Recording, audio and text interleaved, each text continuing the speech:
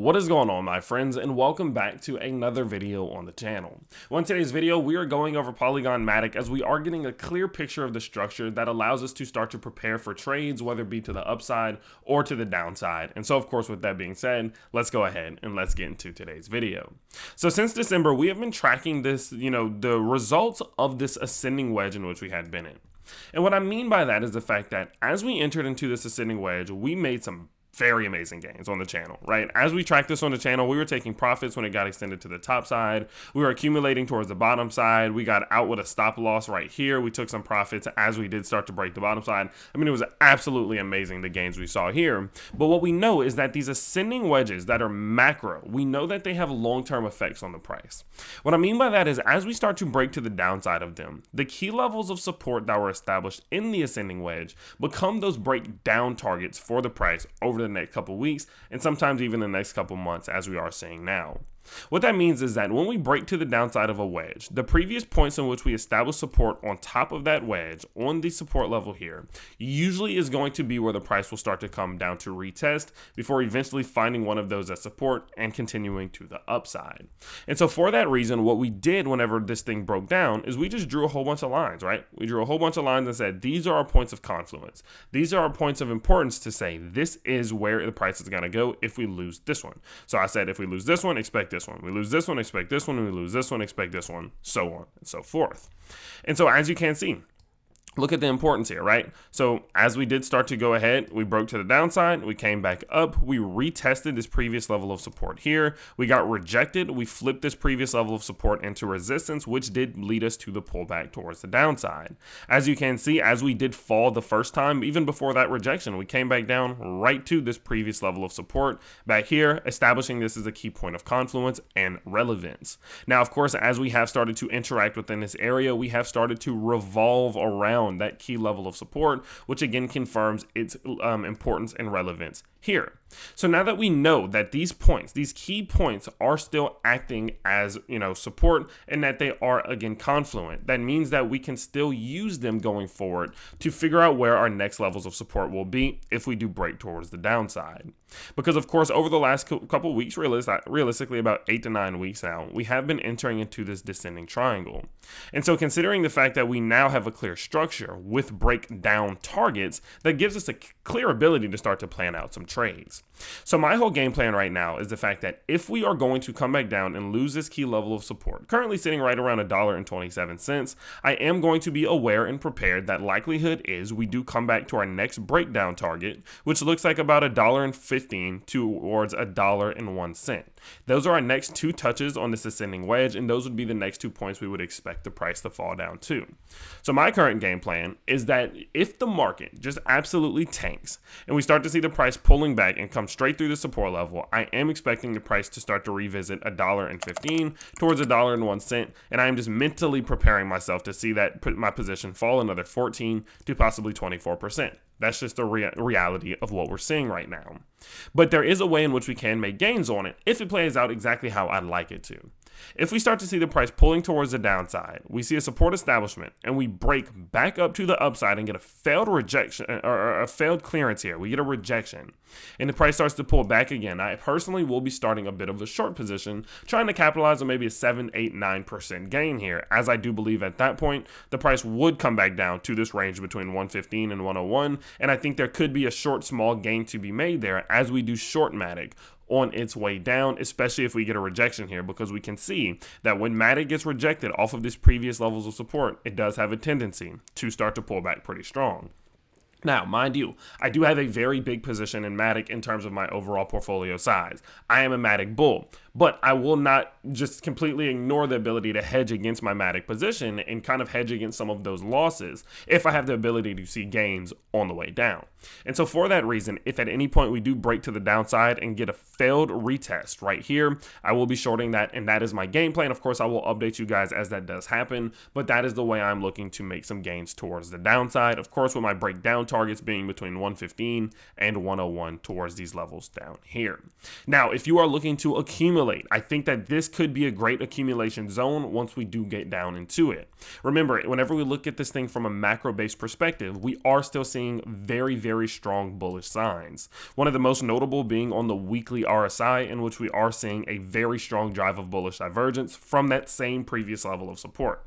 As you can see here, we had this low. We look where we're at now, we're still setting higher lows. We are still above that level. And even if we fall down into this zone, we're setting equivalent lows. Whereas when you juxtapose that to the RSI itself, you can see here that we are setting the lower low below 50. Once we get a sub 50 set of bullish divergence, that's even stronger bullish divergence in my opinion. And when you mix that in with the fact that our MACD is still looking to try to make some type of bullish progress, I am under the belief that this support very possibly could hold. And I think it could be a great accumulation zone for you Matic bulls such as myself.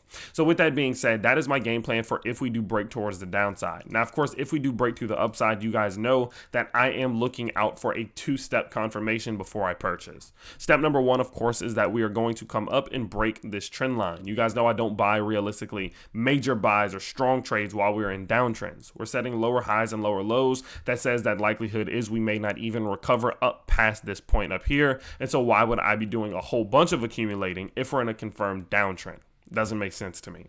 Personally speaking, what I look for is the breaking of this trend line here. Once we get the breaking of the trend line, I then look for the clearing of the most recent high rejection point. What that means is I look for the most recent high. At what point do we get rejected? 168. That's the point I want to see is clear. We break out. Even if we come up, we back test. I'm looking for us to clear this point right here. Once we do so, I will then go in on a trade with the anticipation of us revisiting probably our most recent high from there, which looks like somewhere around $2. And that is when I do my stronger, confident, bullish buying. So of course, I'm ready for either way this thing goes. It really doesn't matter to me. I am very prepared to either accumulate more as we do fall or get this thing on the road and start to see some growth in the portfolio as we do break up towards the upside. Now, I do understand that Bitcoin has major control over the market right now. So whatever it does, that is what the rest of the market is going to do. So do not ignore your Bitcoin technical analysis, as I do believe it is it's pretty much going to dictate what the market does probably for the next few months, probably even, 4, 5, 6 months in advance. Okay. So with that said, that's realistically going to be about it for the Matic perspective, but I did want to share with you guys something that I have been doing as the market has been falling and as we have been seeing pretty much just consolidation and boringness throughout the entire year of 2022. Now, you guys know that in order to, really be a successful investor, in my opinion, I think diversification is important. And I think it's important to hedge against your losses. That's why we talked about Matic earlier. I said, even if Matic falls, I will short it, even though I have a long position in it. And I think it's important that even as the market enters into a bearish mode, that we are still hedging against those losses.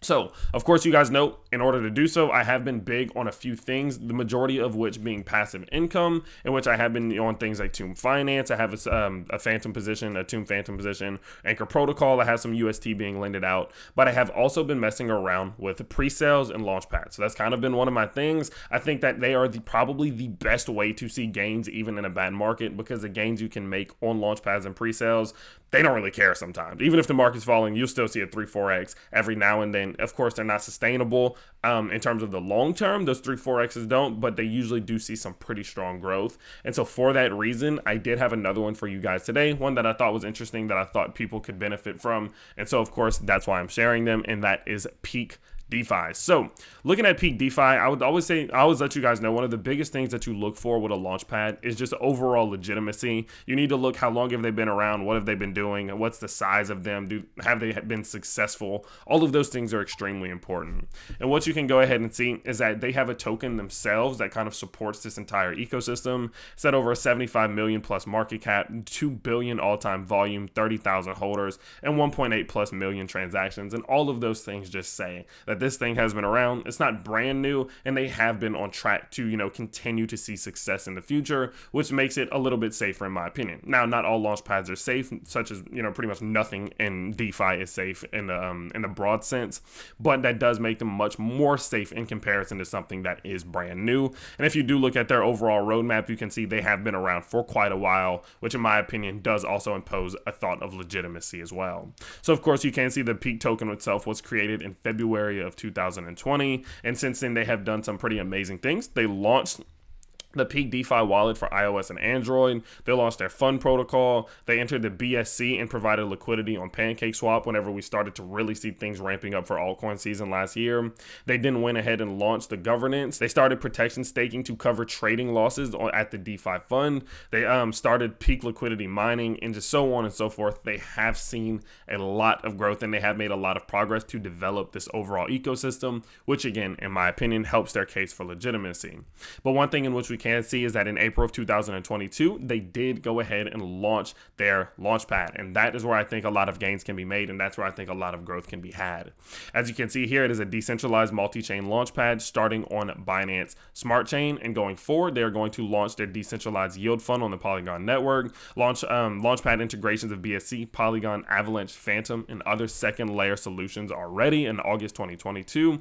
Later this year, we will see them integrate the PeakDefi wallet. And then from there, they will launch a multi-chain NFT launchpad platform. So they have a lot on the horizon, and they do have a lot of things in which they have already accomplished up until this point. And as we are speaking of legitimacy, I do want to mention, of course, the fact that they are audited and secured by QuantStamp, Hacken, and Blaze. So now that I've made their case for legitimacy and why I think that they are legit, which is why I'm bringing them to the channel, of course, let's kind of talk about ways in which you can see gains and hedge against your losses in this market with PeakDefi. So of course, they do have one option right here, clear as day, in which you can win 500,000 peak. Now with the price around 5 cents, a little bit above 5 cents, that's between $25,000 and $30,000. And all you have to do is simply go ahead. Once you click this, you have to enter your email. Once you enter in your email, you can see here that there are ways to even further increase your potential to win. Follow them on Twitter, joining the Telegram. Once you do all of these things, the higher the chance will become that the random number generator will select you in the draw. So of course, that's an easy way to possibly hedge against your losses if you are seeing losses in crypto right now with the market really not doing anything. And when I say hedge against losses, I'm not saying that your portfolio is going down.